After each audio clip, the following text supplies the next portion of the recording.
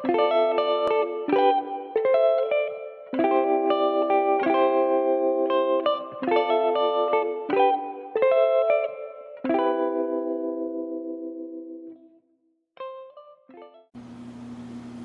falar sobre internacionalização.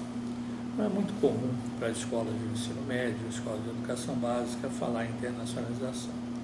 É mais frequente no ensino superior, onde nós temos já muitas universidades com linhas de cooperação com instituições estrangeiras para intercâmbio e outras ações. Mas uma realidade nova se apresenta para as escolas, é uma grande oportunidade.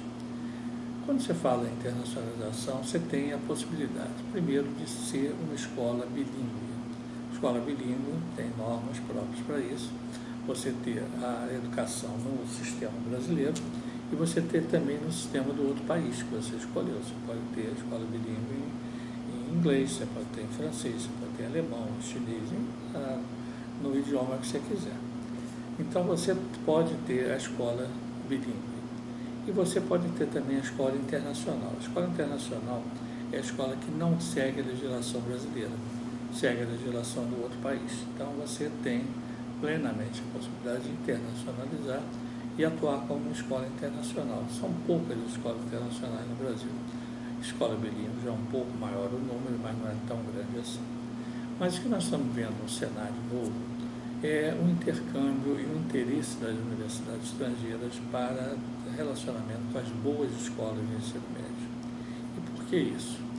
Porque tem sido frequente alunos de famílias que têm mais recursos fazer o ensino médio aqui e irem fazer o ensino superior em outro país. Temos aí as maiores áreas de concentração: Canadá, Estados Unidos e Europa, de uma maneira geral. Mas por que você tem essa tendência? Porque as instituições estrangeiras, as universidades estrangeiras, têm cursos oferecidos com boa qualidade, alguns deles até com adaptações de disciplinas para a língua portuguesa, e que você pode perfeitamente ter uma integração do aluno estudando e fazendo um curso superior em outro país. Se você pegar, por exemplo, a Europa, os cursos superiores na Europa são de 3 anos. Não existe curso de 4, 5, 6 anos, como acontece no Brasil. Então, por exemplo, se você tem um aluno que queira fazer um curso de engenharia naval, vamos supor, aqui são 5 anos, na Europa são 3 anos. Por quê? Porque existe um sistema chamado a Reforma de Bolonha, que estabeleceu 3-2-3, ou seja, graduação 3 anos, mestrado 2 anos e doutorado 3 anos. Normalmente o profissional tem interesse na graduação, e a graduação são 3 anos. Então, você, ao invés de ficar 5 anos fazendo um curso aqui, você vai para fora, em 3 anos você tem.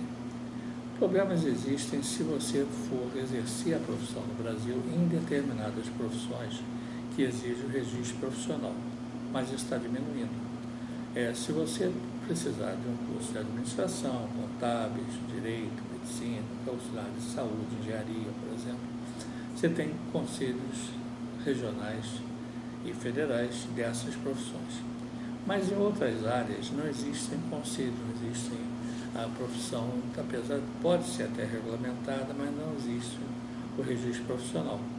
Então você pode perfeitamente exercer, por exemplo, se você quiser fazer um curso de inteligência artificial, você fazer fora do país e exercer a profissão, desenvolver o trabalho aqui no Brasil.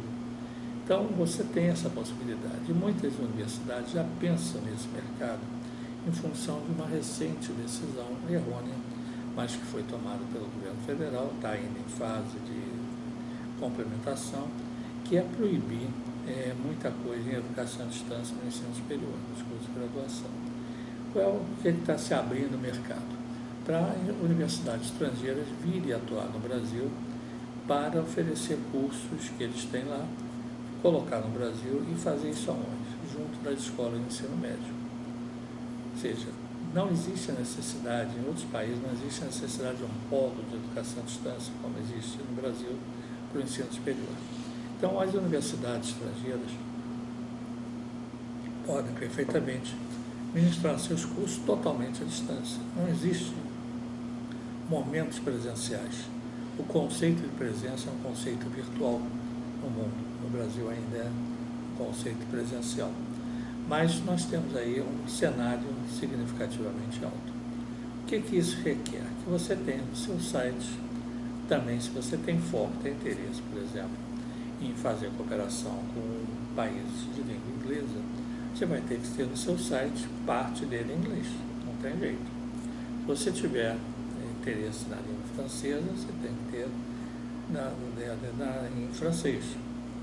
Se tiver em espanhol, também você tem que ter a parte comum. Você já vê nos sites as bandeirinhas, às vezes, de 2, 3, 4 países. E você tem mercados realmente que crescem fortemente. Inclusive, nós já temos no Brasil escola chinesa, por exemplo, está atuando aqui com o reconhecimento de lá, escola de ensino médio, não escola de ensino superior. Mas o que nós vemos no mercado grande para a instituição de boa qualidade de ensino médio é buscar uma cooperação com universidades estrangeiras. A gente tem, pelo IPAE, colaborado com algumas instituições nessa integração. Existe a possibilidade de você, querendo buscar uma cooperação com uma universidade de outro país, e em muitos momentos já fizeram, inclusive essas universidades fizeram feiras até aqui no Brasil, passavam às vezes nos grandes hotéis das grandes cidades, com uma semana sobre o ensino daquele país. E com isso você tinha perspectiva maior de alunos para estudarem lá. Hoje é comum também você poder ter essa possibilidade. Então, o que nós colocamos realmente é que a internacionalização se abre com uma perspectiva de ganho, de negócio. E, além disso, de referência. Obviamente, quando você tem uma referência internacional, ajuda na sua instituição aqui no Brasil. Você pode ter intercâmbio de alunos para lá, alunos para cá, intercâmbio de professores, escrever em artigos científicos, participar de congressos internacionais, tudo isso é fundamentalmente necessário no mundo moderno, no mundo inovador. As inovações estão sendo muito grandes. Hoje as instituições precisam pensar sempre nessa internacionalização, mesmo se for uma escola pequena, mas ela pode trabalhar na internacionalização com grande sucesso. Então, o que nós deixamos realmente como um registro é o potencial que existe. Nós temos que pensar em coisas para frente. E pensar em coisas no campo da internacionalização é fundamentalmente importante e promissor para todas as instituições de ensino. São essas as considerações sobre a internacionalização nas escolas de ensino médio existentes no nosso país.